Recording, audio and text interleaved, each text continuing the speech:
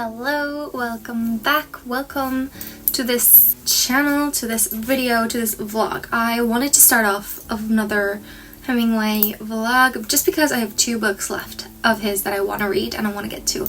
But my physical copies have not come in and it is annoying me because they were supposed to come today. And there's still a chance that they might come today, but I just wanted to start off the video mainly because I got the house to myself and I want to utilize that. So basically this vlog is going to consist, hopefully, of me reading A Movable Feast and Green Hills of Africa. They are the 2 books we're going to be focusing on. I don't think they're that long. I'm pretty sure A Movable Feast is short. Hopefully it is, but yeah, I haven't got my physical copies in yet. So I am going to be starting off with the audiobook for A Movable Feast. I have gotten that and I just want to dive into it and get back to Hemingway and, you know, just get back to it. I really miss him because I took a little bit of a break and did a 24-hour readathon, and all throughout this week I've just been reading other things because I wanted a break from war the whole time, basically. And just the thing of Hemingway is that his themes are very not that they're repetitive or anything, it's just he does deal with the same topics and the same themes a lot. That doesn't mean that they're not any good or anything, but I just wanted a break and I feel like that's fine. And I did read a few other books and I am back in that mood to read these 2 books by Hemingway. So I do also want to mention I did read The Snows of Kilimanjaro for my 24-hour readathon. That's the first book that I started with just because like I wanted to get that off. I wanted to read that. And I did give it 4 or 3 stars. I can't remember. Okay, no, I gave it 3 stars. It was The Snows of Kilimanjaro and Other Stories. It was good. There were some short stories, obviously, I feel were better than others. I liked some more than others. Some were more impactful than others. But on the whole, it was a good read. I was very happy to have done that, to have read that.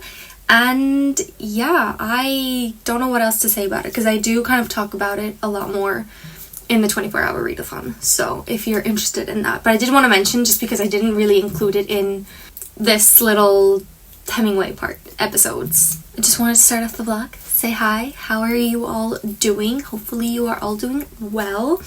Yeah, I'm gonna start out with A Movable Feast, hopefully, so I'll see you when I have an update, basically. Bye!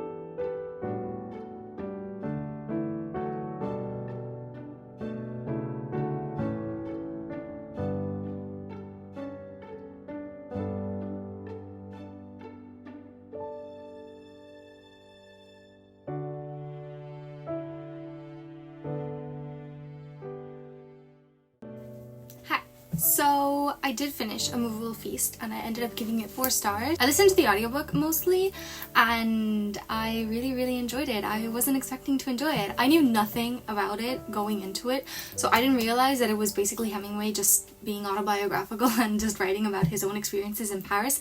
That is what we follow. It is Hemingway as he writes in Paris, as he struggles with being poor, but it is so interesting because he goes to the Shakespeare & Company bookshop and it is so cool to see him there. He's friends with the author Fitzgerald, that relationship. He's also friends with the author of The Little Prince, and it is just so fun to see kind of like his experience and having him be within all these social circles with all these writers that are now extremely famous who've all written classics, and it's just fun to see kind of like his experience with it. It really is just insane, and I wasn't expecting it. I think I loved it a lot just because I wasn't expecting it. I at first thought I was just stuck on the introduction for the longest time, but then I realized, like, okay, this is the story, and it was really good. I was really interested in it, and yeah, I really enjoyed it. And the last book that I'm going to be reading for this little episode journey of Hemingway is The Green Hills of Africa, and I know nothing about this, absolutely nothing about this. So I'm excited to see. Let's see what it says. Apparently it's about Ernest Hemingway's journey of a month in the safari in east of Africa. So I feel like this is kind of gonna be his personal journey through Africa and his fascination with hunting, which, okay, it is a topic that I'm not 100% familiar with and not a huge fan of hunting, so we'll see how it goes, but I will update once I have any thoughts on it, and hopefully my copy arrived. Like, I've been having problems with these two books, A Movable Feast and Green Hills of Africa. Like, I ordered them months ago and they still have not yet arrived. Like, and I'm very disappointed. They were supposed to arrive like 3 days ago and I have still not gotten them, and I'm very annoyed about it. Because I'd like to be able to show it off in person, you know, but whatever. I will talk to you soon.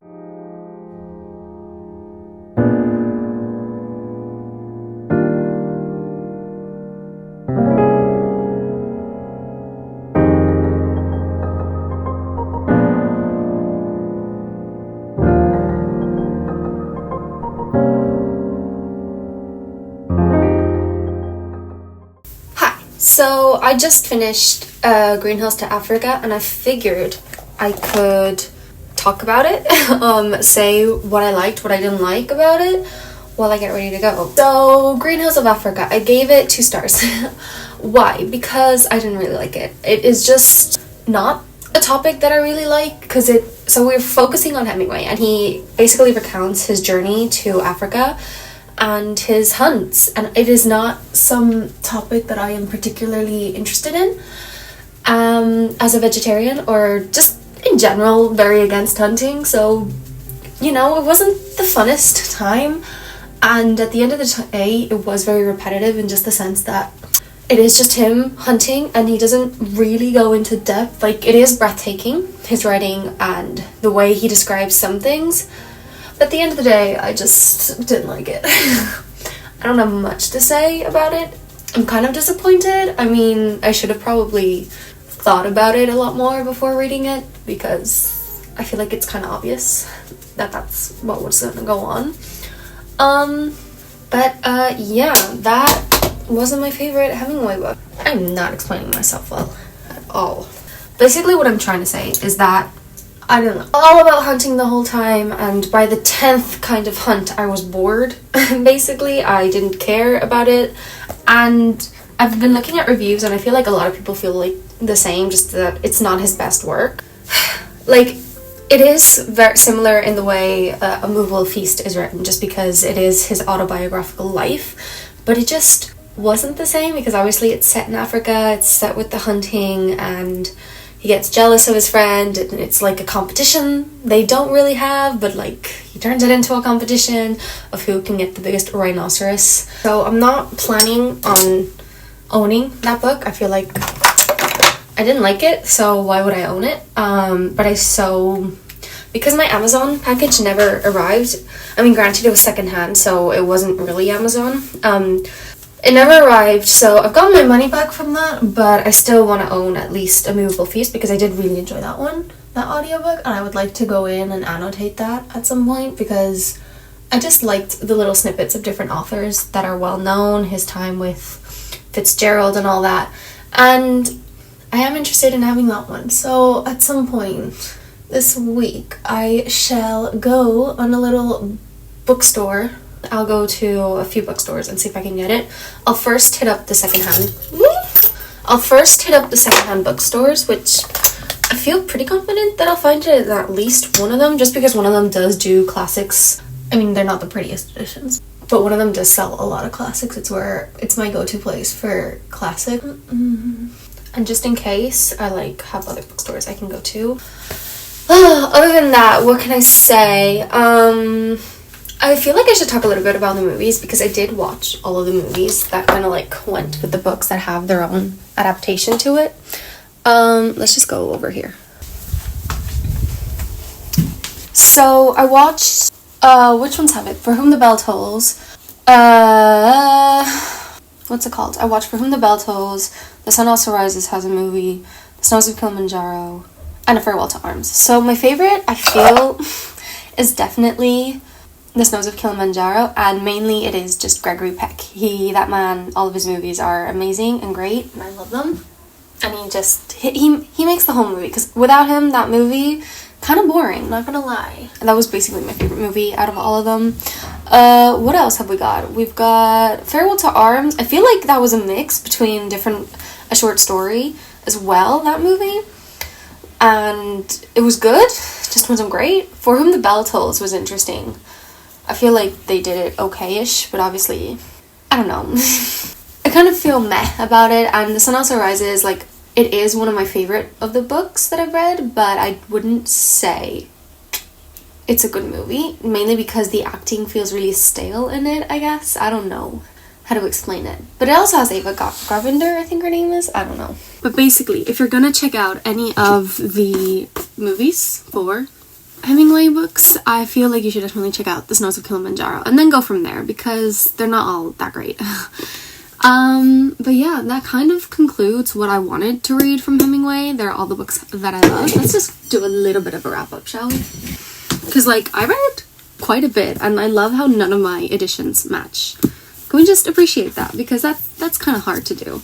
The first one, The Old Man in the Sea, I don't think I actually recorded me reading this, but I did read it. Oh, the film for this. Whatever media is your favorite, I don't get it, but it has won a lot of literature. It won the Nobel Prize, I'm pretty sure. So I'm glad I've read that, but I don't get it. I don't get it. It's just following a man who fishes, and all of his efforts are kind of wasted in the end. So I don't know. I just didn't love it. Then we've got The Sun Also Rises. I loved the characters here. I am at the back to say that they are his most unforgettable characters, which, you know, yes, I did prefer the characters in this book the most, but at the same time, this is all vibes and all characters, no plot. Like, if you want a plot, this is not it. Then we've got A Farewell to Arms. I think I gave it a 5-star just because I was riding the high off the ending, but I didn't love the characters enough. Like, I definitely prefer other characters, but it wasn't a bad book. I definitely think that's just my personal preference, but the ending really does hit you. It really does hurt. And I figured, okay. So yeah, I think I gave this 5 out of 5 stars, but it's probably more like a 4, being very honest. And I don't know if I said this. This one, I think I gave 3 or 4. I gave it 4, I think, but it should probably be a 3, just because I don't get it. And I was kind of like, oh, I can't give a Nobel Prize book a 2. And I think I gave The Sun Also Rises a 4 stars, which should be accurate. The next one that I read, For Whom the Bell Tolls. I honestly pleasantly really enjoyed this one. It's a thick one, and she's fun. Like, very much goes into depth about the Spanish Civil War, about camaraderie, about having to trust people, and all the implications of a civil war. And it is well done, in my opinion. I did really enjoy this one. I think I gave it 4 out of 5 stars as well. But yeah, I did have a good time with this one. And then The Snows of Kilimanjaro and Other Stories, obviously. Again, it's kind of hard to rate this just because the first one, The Snows of Kilimanjaro, that first book, short story, not my favorite, but there are other ones included that I did really like, which I do go into depth in my other video, so if you're curious. And then obviously I read A Movable Feast, which I don't own a copy of, which we are going to find at some point, hopefully. I loved it. I thought it was great. I learned a lot about just kind of like living at that time, trying to be an author, and how being poor didn't necessarily mean the same then as it did now, or for these, especially these writers. The fact that Hemingway loves Joyce, James Joyce, is also just fun, and how he was in Paris finishing off Ulysses is also interesting. I just found it really interesting, all his relationship with these other well-known authors. And then The Green Hills of Africa. I'm just gonna leave it at that. I gave it 2 stars, which is kind of annoying that I read that the last and it ended up being like my least favorite, because now it's like a bittersweet moment of I didn't enjoy all of his works, but I liked a few of them. So yeah, that concludes this portion. So yeah, I feel like I might as well just say bye now, or not. I don't know. I'll see you later. Bye!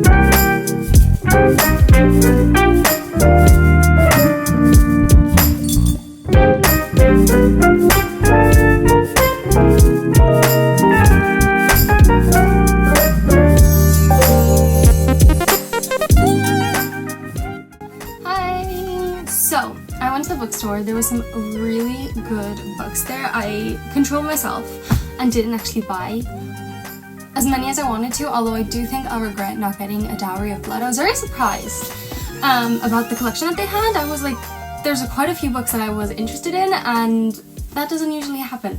But yes, I did find Wolf Feast by Hemingway, and I love this copy. It's one of the vintage classics, I'm pretty sure they're called.